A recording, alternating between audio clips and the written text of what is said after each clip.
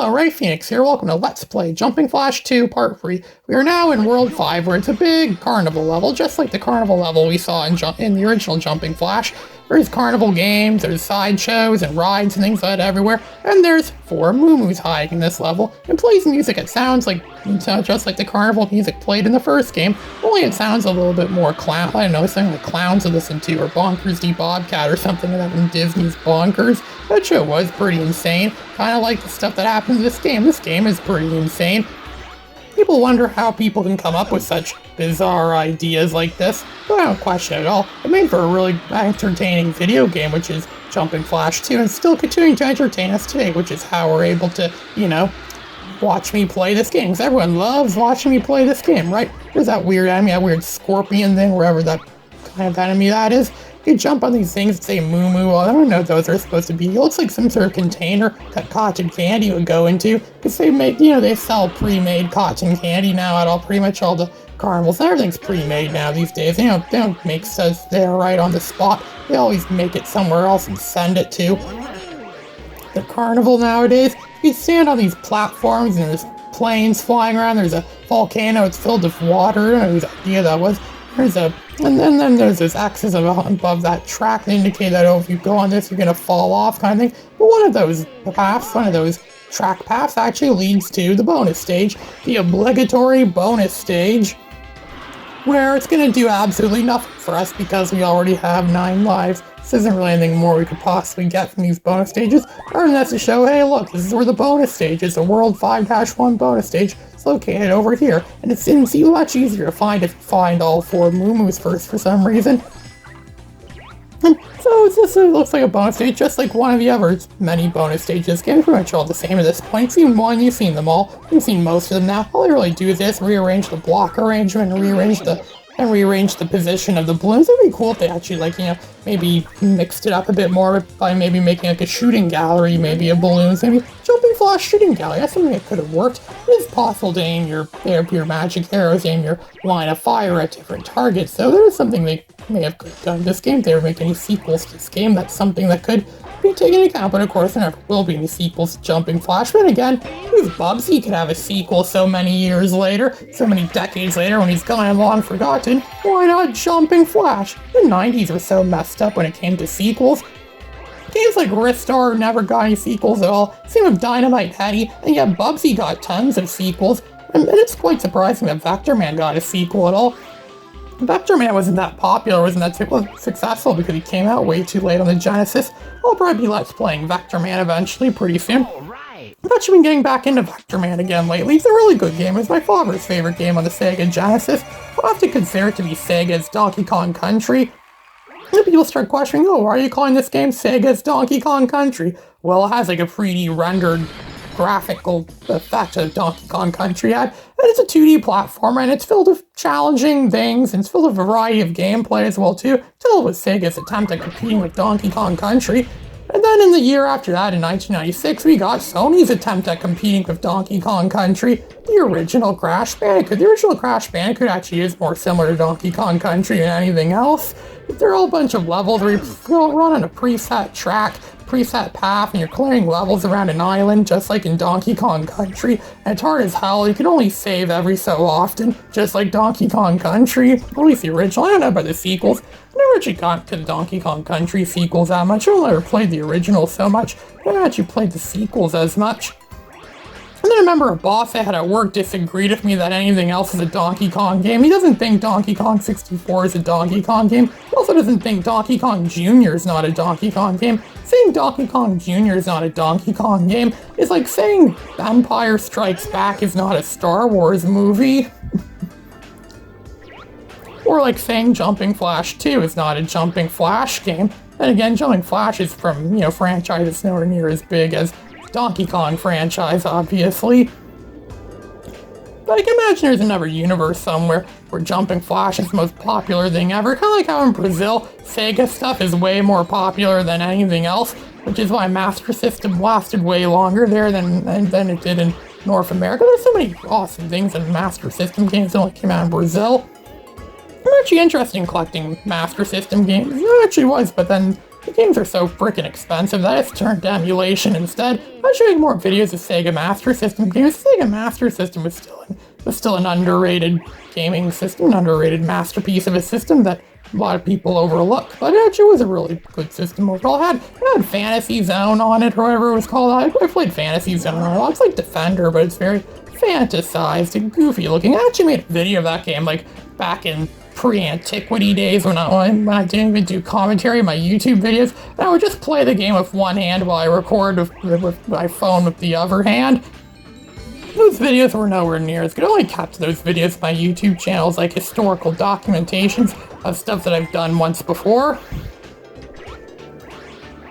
But it's not really. I mean, like, I've done other runs of these Jumping Flash games before in the past too, but the quality really sucked, and it wasn't even really the main game. It was just Super Mode and Hyper Mode, and that was it. I think the main game deserves a full LP, a full Let's Play in full quality, which is what I'm giving it right now, the full quality treatment. So now we cleared through the nighttime carnival level. The first one was in the daytime, the first one was in the daytime. Now this one's at nighttime. There's those French horns where you could bounce off of. And so it's time for the boss, the stage 3 boss. Like, all the levels are indicated as boss because you see a picture of a sign that specifically says boss on it. It's a boss battle. What else is it going to be? These two clown boys, these clown brothers. They might be relatives of the Joker or someone like that. I remember this is a guy here, Jumping Flash. I used to associate Jumping Flash 2 with having a fever. This is a game I usually play when I get a fever and I have to stay home from school for a week because I have a severe fever. Might be yellow fever, might be something I picked up somewhere, but I wouldn't know. And I would just stay home and play Jumping Flash 2 while my mom would go and get me food from somewhere. Yeah, that's why I associate this game. Almost every time I've played this game as a kid was when I have some sort of illness or something like that. I had to stay home. I get sick all the time as a kid. I wish my immune system could be better. I rarely ever get fevers or anything like that nowadays. I mean, sure, I did a few months ago, but that was the first time in like almost 5 years where I got any kind of fever. So maybe my immune system is getting better. Sometimes it makes me ask the question, though, what if my immune system isn't as good as I think it is and I end up getting killed? Which reminds me of something else funny too. I was looking at this spray of this Australian disinfectant that I found at a grocery store somewhere. It had a long list of stuff that it kills, and one of the things it says it kills is H1N1. I'm like, oh, H1N1, that's a name I haven't heard in a long time. A long time indeed. I almost forgot that thing existed. And so that's the end of World 5. Just another world just came clear. We won some more awards. I have no idea what they are. Here, bunny, bunny, bunny, come to Papa. Time to wrap you up like a big bunny burrito. Hippity-hoppity, hippity-hop-kaboom! I think the spaceship is all ready to go, Baron. Listen, you, it better be, or I'll use you as my next footstool. Atomic power to engines, turbines to thrusters. Now we'll show that Robert who's who and what's what with the heroics. Yippee-ki-yay, Kabuki! Here we go! Well, it's time for the final world of the first part of the game, World 6. I didn't realize until years later, but when that movie said atomic-powered engines, turbines, and thrusters, that's actually a reference to 60s Batman, because Robin would always say that when he would get the Batmobile started up, and then they'd be driving the Batmobile down that street, and all the trees bend down or something like that, and so they always use that same stock footage in every episode. So now this is by far the most bizarre final level in any game ever. It's like a bed flying in the air. What the hell is this supposed to be anyways? Was this someone's like bizarre, deranged, Donnie Darko-like fantasy nightmare? This could have been something like that. There's like a golf thing there. There's a TV. It's always turned to test colors, just like in Donnie Darko. It's probably because it's late at night, and I don't think TV channels on Little Moo broadcast things 24/7, just like in the olden days, the better days, when they used to cut off all the broadcast signals at a certain time every night, and they would never broadcast after a certain time of the night or something like that. Oh, those were the days. Just like when I would talk about how YouTube was so much better back in the glory days. Remember back in the glory days of YouTube, when YouTube wouldn't allow videos that were longer than 10 minutes. Yep, those were the days. Almost all my videos nowadays would never be allowed on YouTube back in 2007. Oh, good old classic YouTube. Yeah, good old classic YouTube. I have to break my videos apart then using more video editing software. But again, the video editing software that comes with Windows 10, it's actually pretty decent for video editing software. It's not the worst video editing software I've ever seen before. It's not the best either. I'm using VideoPad right now to edit this. It's actually a lot better than Adobe Premiere Pro. But, it's just something that I use. I used the trial version, the demo trial version, and, you get what you pay for. I paid for nothing, so therefore, I deserve nothing. I'm getting through these bonus stages again. We're going to pop all these balloons, and there's those clocks sticking around, spinning around, those weird-looking clock things, and then there's those more QR scans. I wonder if you actually could scan the game. Like, maybe they knew someone knew about, scanning QR codes in this game way before QR codes. Or when did QR codes come out anyways? I don't even know. Maybe they did exist when this game was made. I don't know. I often joke about that a lot. Oh, can you imagine what it would be like if... games like, if things knew about the future, knew about stuff that happened before you were actually intended to actually know about it or have it or something like that. That's the first time I ever lost a bonus stage in this game. But then again, what difference does it make? You already have 9 lives. You can't even get any more lives than 9 lives. I don't even think we've lost any lives yet. There's also a switch down there. You can flick it. It turns off all these neon lights, making the level look a lot darker, like all dark and spooky almost. It would be cooler if you could actually break the lights and have all their fluorescent gases fly out too. It makes the level look all gassy and dark and very spooky and eerie looking. Kind of like in Empire Strikes Back when Darth Vader cut that cord or something like that, and it made the whole room go all dark and there's smoke flying everywhere. Star Wars Episode 2 desperately tried to recreate that scene, but it didn't turn out nearly as epic in that movie. The music in this level is pretty good too. It sounds very futuristic and space age.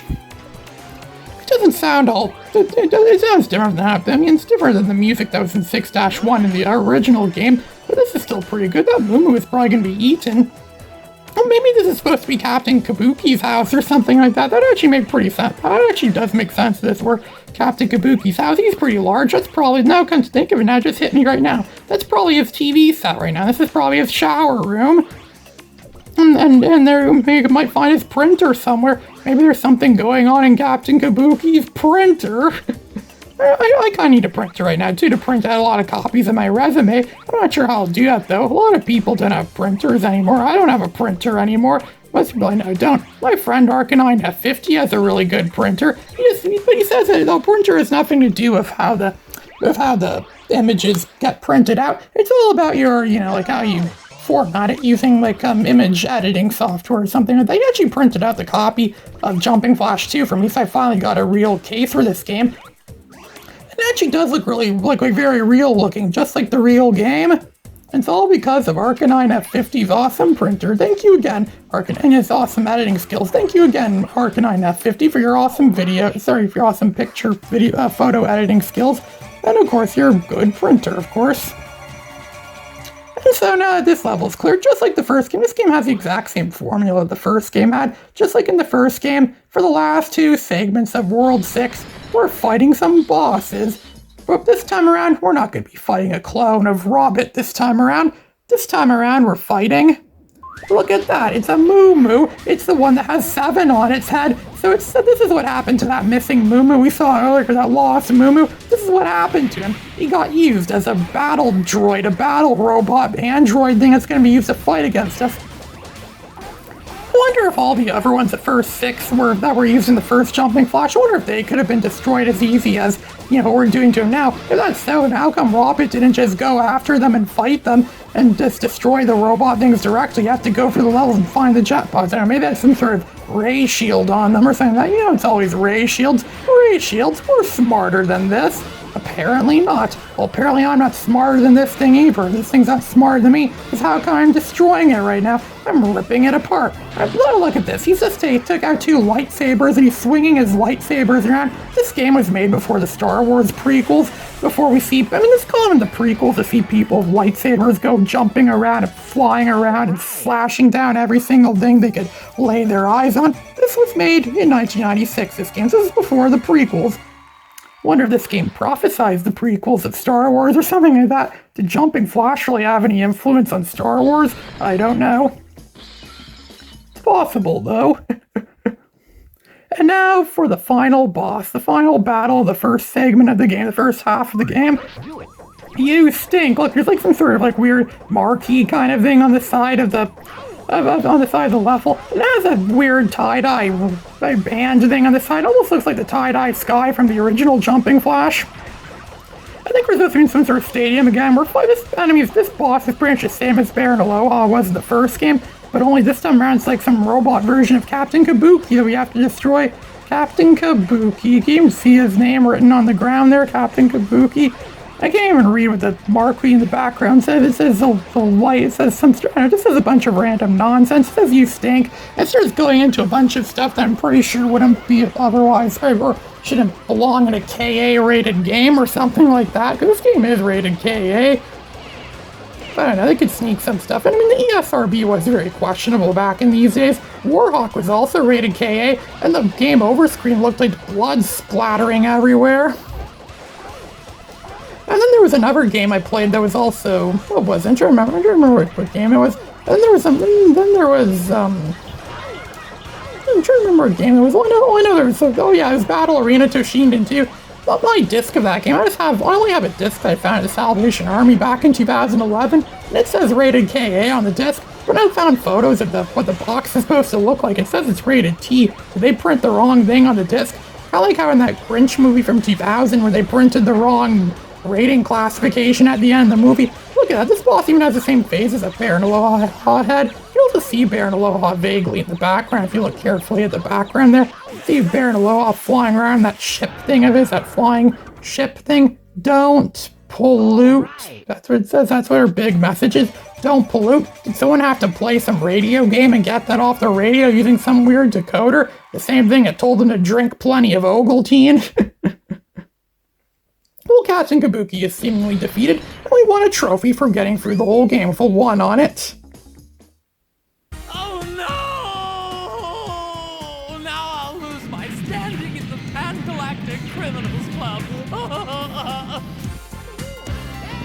Way to go, Robert! You sure kicked that, Space Green Pop. With feet like yours, you'll definitely go places. Ja, good butt kicking here, Horsenpfeffer. Why don't you stick around and have a cup of soda with us? Perhaps you'd like my Robert Smasher. Let's hear it for our hero, Robert! Robin! Will you all please be quiet? I cannot hear myself thinking. And so we leave the story with the knowledge that no moose is bad moose. The intergalactic threat to good taste and steady real estate values, Captain Kabuki, has been duly humbled by Robert. He'll think twice before reaching out and touching a planet again. As far as his membership in the Pan-Galactic Criminals Club, well, let's just say that Kabuki's standing has been reduced to that of a disgruntled Regilian slugbat. And as for our hero, Robert is off to new adventures in a cosmos crazy enough to need a high-octane, multi-dimensional, heroic Robo-Bunny. Ha! You overrated Humpty Dumpty! You're working for me now, see? No more solo bad guy stuff for you! We're teaming up to stomp that Robert once and for certain, and I don't want to hear no complaining out of your faces neither. Oh, pooh. Well, it seems that Baron Aloha really was secretly planning something against Robert this entire time, and now Captain Kabuki's gonna be his new pawn on his chessboard. Well, this is Ray Phoenix signing out.